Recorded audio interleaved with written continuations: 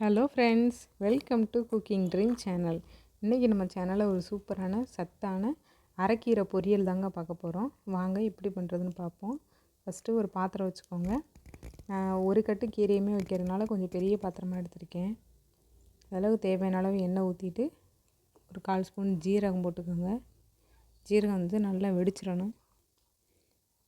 வெடிச்சோன்னா ஒரு 2 பல்லு பூண்டு, அதை வந்து சும்மா 2 கட் பண்ணி போட்டிருக்கேன்.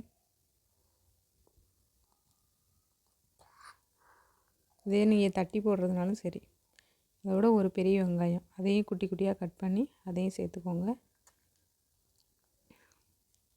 இது வெங்காயம், அதுக்கப்புறமேட்டு மிளகா, வரமிளகா ஒரு 3 மிளகா சேர்த்துருக்கேன். உங்களுக்கு காரத்துக்கு தகுந்தாப்பில் 3ஓ 4ஓன்னு சேர்த்துக்கோங்க. போட்டு நல்லா வதக்கி விட்ருங்க.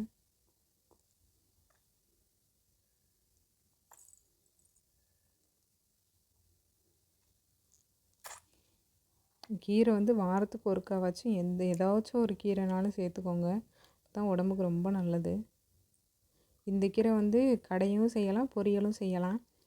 ஆனால் கடைஞ்சோம் அப்படின்னா இது அரைக்கிறதுனால அந்த தண்டு வந்து கொஞ்சம் கட்டி கட்டியாக கிடக்கிற மாதிரி இருக்கும். அதனால் ஒரு சில பேர் சாப்பிட மாட்டாங்க.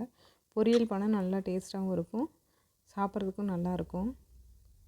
அதனால் இந்த மாதிரி பொரியல் பண்ணி கொடுத்தீங்கன்னா குழந்தைங்க கூட நல்லா சாப்பிடுவாங்க, சாப்பாட்டில் பிசைஞ்சு கொடுத்தீங்கன்னா. அவ்வளோ வெங்காயம் பாருங்கள் நல்லா வதங்கிருச்சு.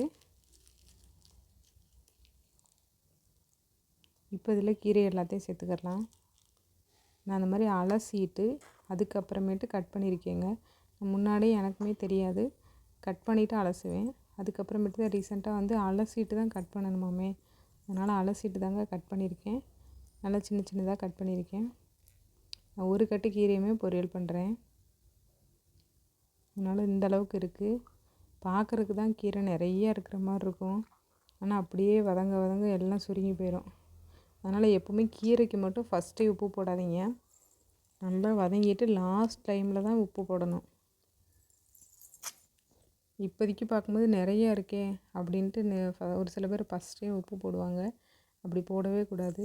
அதே மாதிரி கீரைக்கு வந்து தண்ணியும் ஊற்றவே கூடாதுங்க வதங்கிறதுக்கு. கீரை பொரியல்லாம் பண்ணும்போது போட்டு மூடி வச்சுருங்க. அடுப்பை வந்து ரொம்ப ஹை ஃப்ளேமில் வைக்காமல் சிம்மிலே வச்சுருங்க. பார்த்திங்கன்னா இந்தளவுக்கு அப்படியே சுருங்கிடும் பாருங்களேன். ஃபஸ்ட்டு பார்க்கும்போது பாத்திரம் நிறையா இருக்கிற மாதிரி இருந்துச்சு, இப்போ பார்த்தா அப்படியே சுருங்கிருச்சு. இப்போயுமே தண்ணியும் ஊற்ற வேண்டாம், உப்பும் போட வேண்டாம். அப்பப்போ மட்டும் எடுத்து கிண்டி மட்டும் விட்டுருங்க. கீரை நல்லா ஃப்ரெஷ்ஷாக இருந்துச்சுங்க. போட்டு கிண்டி விட்டு அடுத்து மூடி வச்சுருங்க.